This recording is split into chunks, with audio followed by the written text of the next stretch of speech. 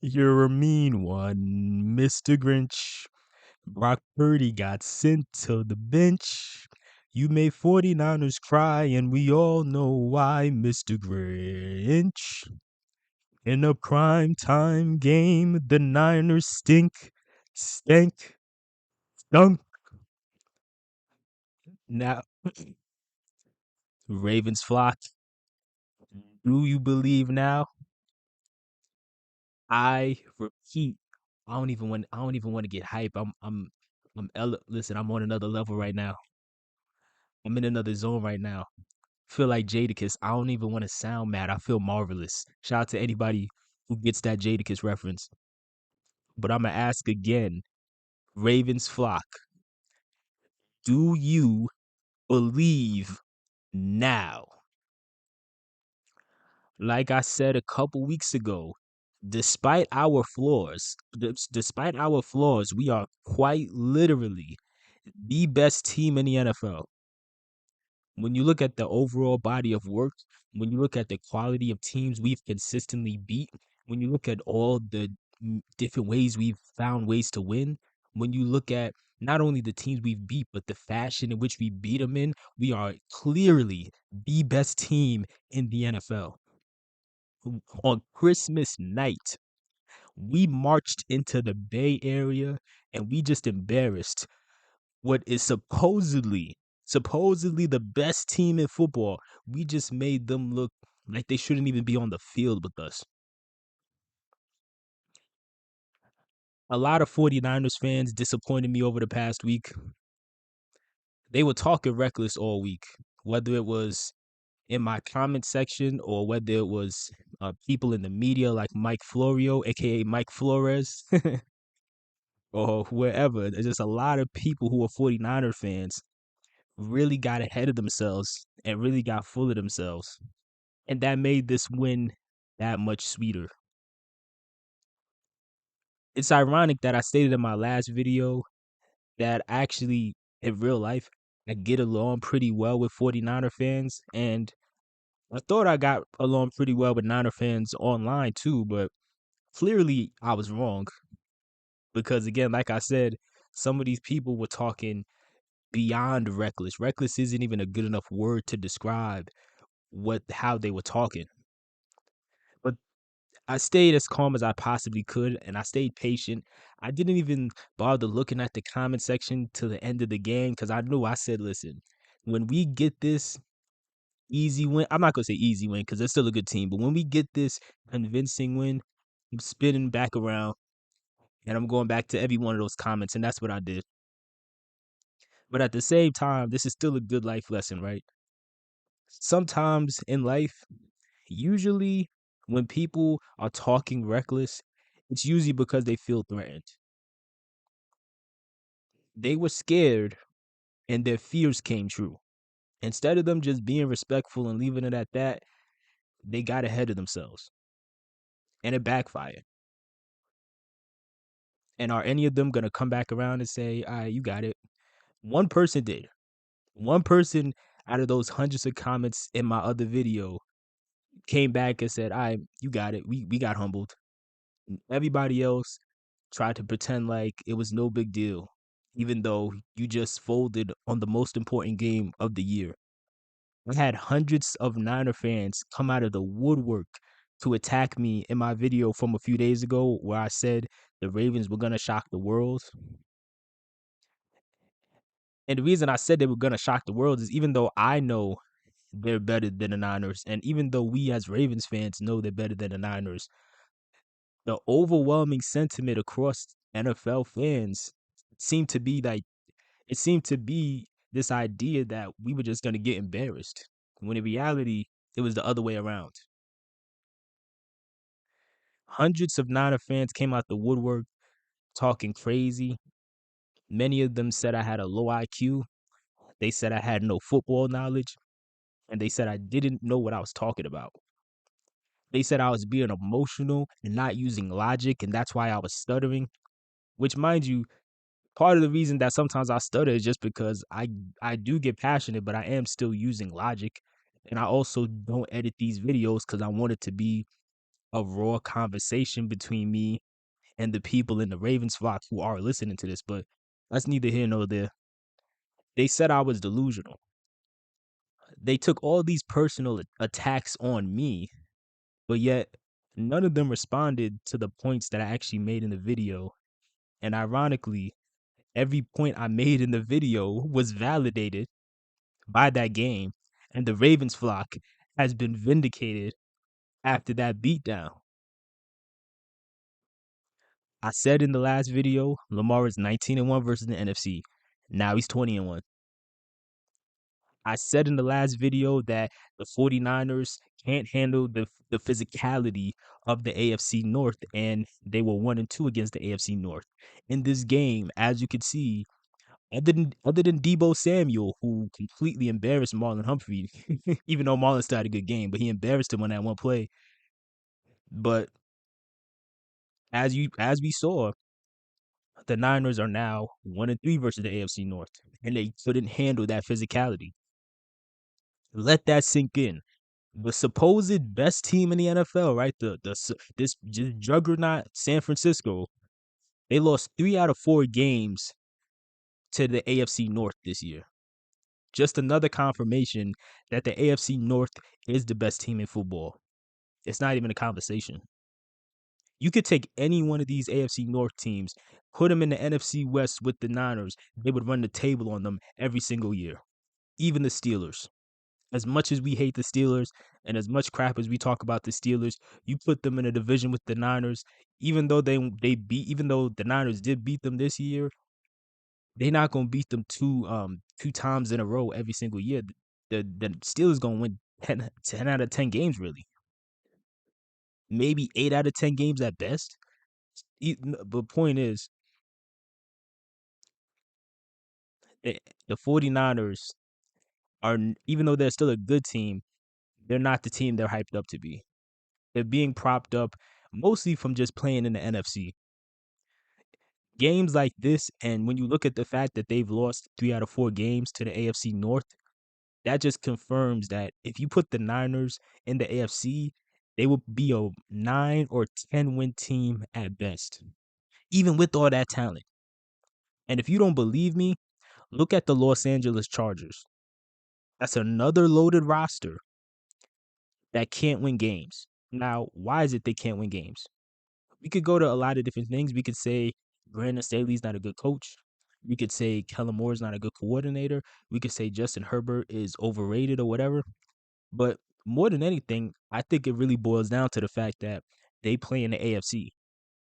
You put the Chargers in the NFC, they will probably look as good as the Niners. I do wholeheartedly believe the Niners would not have nearly the same level of dominance that they have if they had to play the guys in the AFC consistently. I said in the other video that, hey, we're more battle tested than them. And again, a game like this just validated that point. The 49ers aren't validated. I mean, they're not validated and they're not battle tested. And yes, I still stand by that. This game proves it. People were talking about them as if they were this unbeatable force. But when you look at their last couple of games, who did they beat? The Cardinals? There were people in the last video who had the nerve to say that we shouldn't be hype over the fact that we destroyed the Lions and the Seahawks. But yet, most of your hype has been built on beating teams like the Cardinals and the Seahawks. But even for the fans that feel like, oh, y'all are so hyped because you beat the Detroit Lions and the Seattle Seahawks. Okay, cool. We don't even have to acknowledge those games, even though I still will, but we don't even have to. We beat you. So what are you going to do about it? And is this not worth flexing over?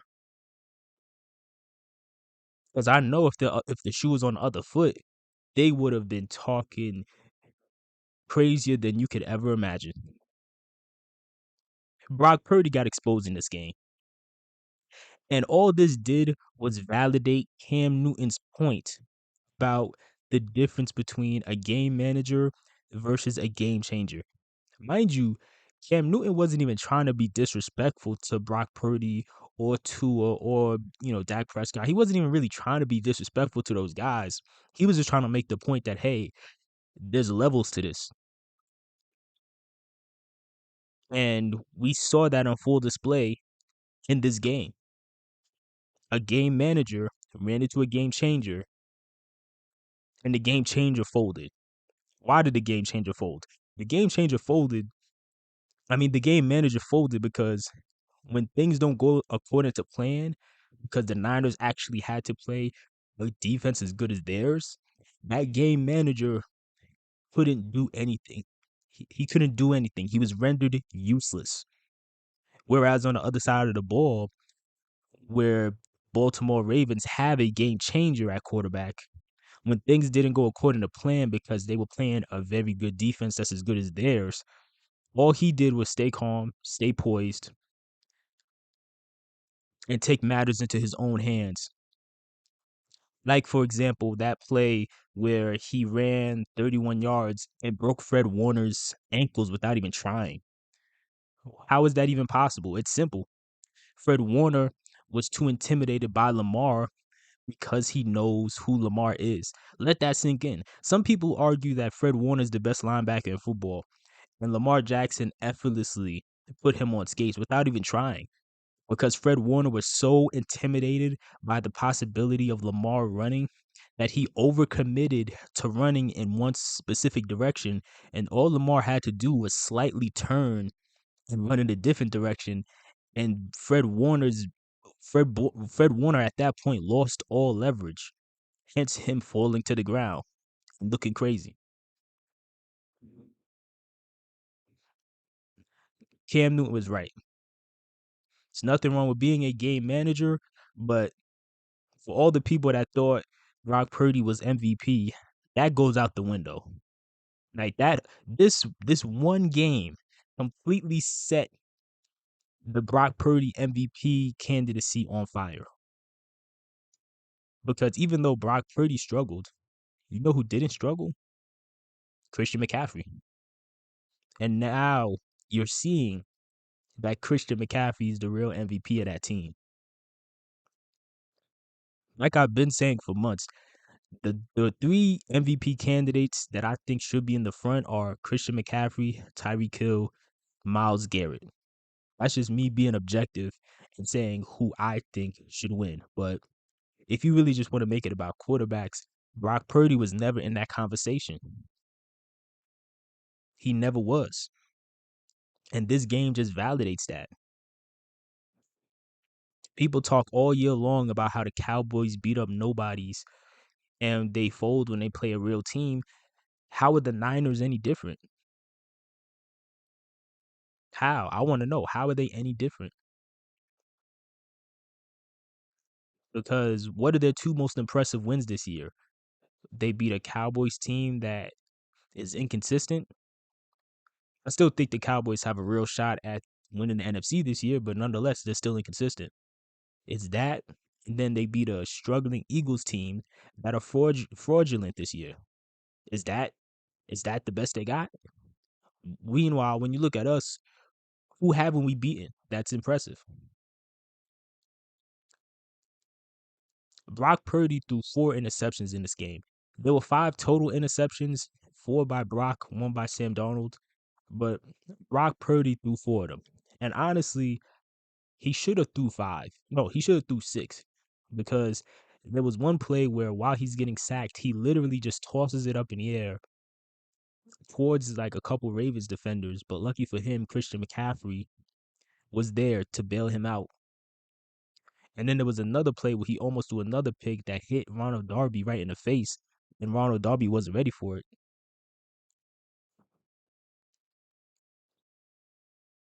He was playing terrible. They tried to use the excuse of, oh man, he had a stinger, so he had to take him out for the rest of the game. Nah, man, that's a BS excuse. But the fact of the matter is, he was playing terrible. He threw a bunch of picks. He could have threw more. He could have thrown more. And Shanahan benched him. The so-called MVP got benched. Let that sink in. Sam Darnold came in after Purdy got benched, and instantly scored and looked more effective. Now, some people are going to lean on the excuse of Ravens playing soft coverage and allowing a garbage time touchdown, but so what? All this does still at the end of the day is validate the fact that the 49ers can take any mid quarterback and make them look better than what they are. Again, we got to remember this 49ers team had Jimmy Garoppolo looking like MVP too once upon a time. Jimmy Garoppolo was 38-17 as a starter when he played for the 49ers. They went to 3 NFC championship games and a Super Bowl. And Jimmy Garoppolo consistently had a passer rating over 100 when he played for the Niners. How does Jimmy Garoppolo look right now? This is why so many people don't believe in Brock Purdy. And mind you, I have nothing against Brock Purdy. I think Brock Purdy's better than Jimmy G. But at the same time, you can't overhype him either. He's still a mid quarterback. He's an average quarterback at best who's being elevated by a stacked roster and a good offensive minded coach.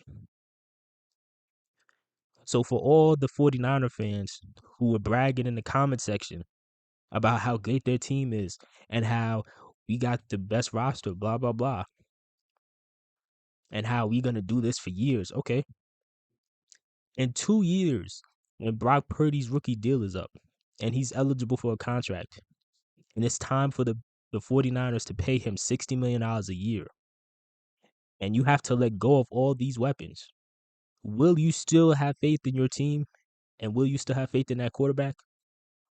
Because like I said in the last video, the only reason a roster like this in San Francisco can exist is because your quarterback is making $800,000. So your mid quarterback can be elevated by the best talent in the league because he's making 800 grand. But in 2 years, when he's demanding 60 million a year, what is this team gonna be? Because guess what? As soon as he gets that money, half of this roster is gonna be out the door. But it is what it is. And another thing that goes against Purdy and this Niners team is as soon as Trent Williams went down with a groin injury and he was taken out, I knew this game was over. Our D line started going crazy. They started making it a nightmare for Brock and Sam Darnold, which again speaks to the difference between game managers and game changers. Because they're so heavily reliant on their system and that system being perfect and not putting their quarterback in a position to carry the team. When things fall apart and their O line starts to look suspect because their best player on the O line has to go out, they don't have anybody who can overcompensate for those losses except Christian McCaffrey. That's it. But as far as quarterback, they don't have it. And it fell apart. In the last video, I made the point that Kyle Shanahan, his record is like 1-31 in games where he was trailing going into the fourth quarter. That trend continued yesterday. I didn't even talk about like the stats of the game or anything like that. It really doesn't matter. What matters is we took them behind the shed and we put them out of their misery. Completely beat them down. And so when you got people like Mike Flores, aka Mike Florio, disrespecting us, acting like we didn't stand a chance and we weren't nobody or whatever. Like we were just nobodies who didn't have a shot. Now these people have to eat their words and recognize that yet again they were overhyping the wrong people. And this is also why I said a couple weeks ago when I was talking about the 1 seed, I said we got to get the 1 seed. Because I don't want there to be any doubt in the world that we are that team. We are the top dogs. I know a lot of Ravens fans, they love underdog mentality. I get it, but at the same time, like I said in that video, we got the best quarterback in the league. We got the best linebacker duo in the league. When they're healthy, we got the best group of tight ends in the league. We got the best rushing attack in the league. We got the best safety in the league. We got the best defensive tackle in the league. We got the best defensive coordinator in the league. So why shouldn't we take that number one seed? Especially when we need time to heal and make sure, we could be as healthy as possible. Shout out to Kyle Hamilton. They said that his knee situation isn't too bad, so that's great to hear. But games like this were necessary. Us getting that one seed is necessary. Let me know what your thoughts are in the comment section below.